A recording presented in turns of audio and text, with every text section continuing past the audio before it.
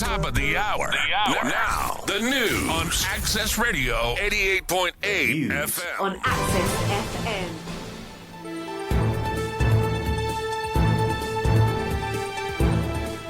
A very good morning. It's 8 o'clock. Welcome to Access Radio Morning News Bulletin with me, Emmanuel Malis Richard. The headlines. Governor Adil receives invitations from Kajo Keji Youth Association. Kiir orders strict health protocols at entry ports amid Ebola threat. And 30 chiefs, women leaders undergo GBV laws training in Juba.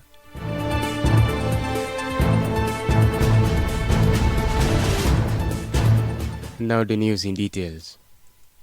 The Kajo Keji Youth Association in Juba has officially invited Governor Emmanuel Adil Anthony to attend its leadership's handover and inauguration ceremony on June 20, 2026. The youth delegation also introduced the newly elected Kajo Keji Youth Association coordinator Loku Emmanuel Ben and expressed their commitment to working with the state government to promote youth development. According to the GPU, Governor Adil congratulated the new coordinator and described young people as key drivers of social, economic, and political progress. He pledged continued support for youth programs and encouraged cooperation in promoting peace, security, and development. He also praised the peaceful leadership transitions within KKYA and called on the youth to support the government as the country prepares for upcoming national elections. The delegation was accompanied by Honorable Dabe Francis and Honorable Engineer Django Emmanuel Query. President Salva Kiir has ordered health authorities to strengthen surveillance, screening, and emergency preparedness measures at all ports of entry as neighbouring countries battle Ebola outbreaks, the presidency said on Wednesday. The directive follows a briefing to the president on the country's preparedness and response capacity through the National Public Health Institute. The presidency said Kiir instructed health and security agencies to work jointly to reinforce border management, including tighter monitoring of travelers and measures to prevent entry of individuals suspected of carrying the virus. No one is blamed for the sake of blaming. People must do what they are supposed to do. We are putting the health of the South Sudanese people in your hands, and we trust that you will do everything possible to ensure their safety, Kiir said, according to the statement from Presidency. Health Minister Luke Thompson said he recently attended a regional meeting in Kampala aimed at coordinating preparedness and response efforts among frontline countries at risk of Ebola. 30 traditional chiefs and women leaders began a 3-day training in Juba on Wednesday aimed at strengthening their understanding of women's rights, gender-based violence laws, and referral mechanisms for survivors. The training, organized by Global Voices Organization South Sudan at Palm Africa Hotel, brought together 21 traditional chiefs and 9 women leaders to equip them with knowledge and skills to address protections issues affecting women in their communities. Speaking at the opening ceremony, Josephine Chandru Drama, Executive Director of GVO, said the training will empower chiefs and traditional leaders to support women's rights and ensure that communities are aware of the legal protections available to women. According to Chandru, the initiative aims to help traditional leaders understand that women have constitutionally granted rights, including the right to acquire, control, and own land. And Chinese delegations have arrived in South Sudan for a 20-day technical assessment missions as part of plans to develop a smart city project in Juba aimed at improving security and urban management ahead of the December general elections. According to the Ministry of Interior, the delegations will conduct assessments at about 50 locations across the capital, including key government facilities, major roads, and other strategic sites. The findings will inform a comprehensive implementations plan for the proposed initiatives. The assessment missions was discussed during a meeting between the Minister of Interior, General Aliu Ayeni Aliu, and a Chinese delegation led by Chancellor Zhang Zalong. The talks focus on infrastructure development and the integrations of modern technology and advanced security systems to support the transformations of Juba into a smart city. The Directorate of Civil Registry and Immigration says it has deployed a team to Egypt to establish an online passport processing system aimed at improving access to service for South Sudanese living in Cairo.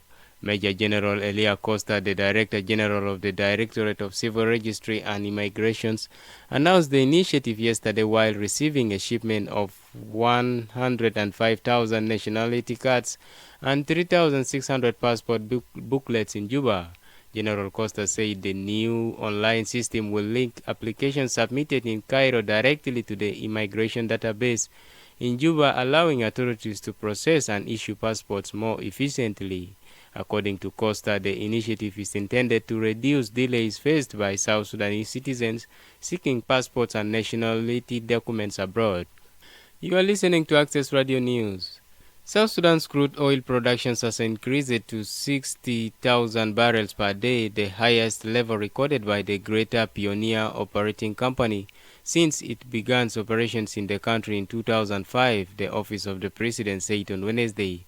The presidency said President Salva Kiir welcomed the increase following a briefing from senior petroleum officials, including representatives from the Ministry of Petroleum, state-owned Nile Petroleum Corporations, known as Nile Pet, and GPOC management. Officials reported that GPOC had raised output from 44,000 barrels per day to 60,000 barrels per day, citing operational improvements, field maintenance, and ongoing investment in production technologies. President Kiir urged oil sector stakeholders to maintain stability in the oil fields and continue efforts to increase production, the statement said. The presidency said a strong and stable petroleum sector remains critical to the country's economic recovery and future prosperity. Oil remains South Sudan's dominant source of foreign exchange and government revenue since independence in 2011, but production has remained volatile due to the reliance on export pipelines running through Sudan, infrastructure constraints, and periodic insecurity in oil-producing regions. And in foreign news, U.S. Secretary of State Marco Rubio said Sudan's war has evolved into a proxy conflict with outside actors complicating efforts to secure peace. Speaking before the House Foreign Affairs Committee on Wednesday, Rubio said divisions among foreign powers have made it harder to bring the conflict to an end. He described the war as a battleground shaped by competing external interests, adding that diplomatic progress remains difficult. Rubio said humanitarian negotiations are focused on establishing aid distribution points in areas controlled by both sides. He expressed frustrations over repeated failures to implement agreements, saying commitments are often reached but not consistently followed. Sudan's conflict has entered its fourth year, leaving a trail of destructions across the country and deepening human suffering. And to end the news, here is the recap of the main stories once again.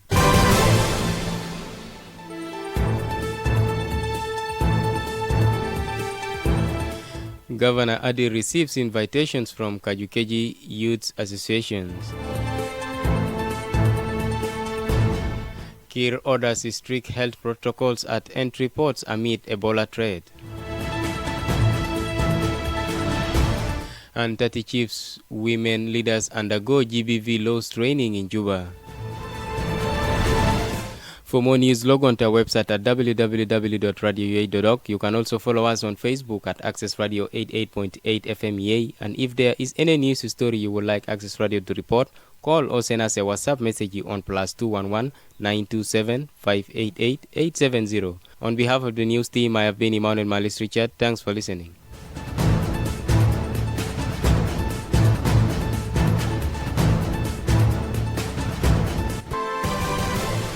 Access Radio 88.8 Access FM. Transforming communities. Transforming communities.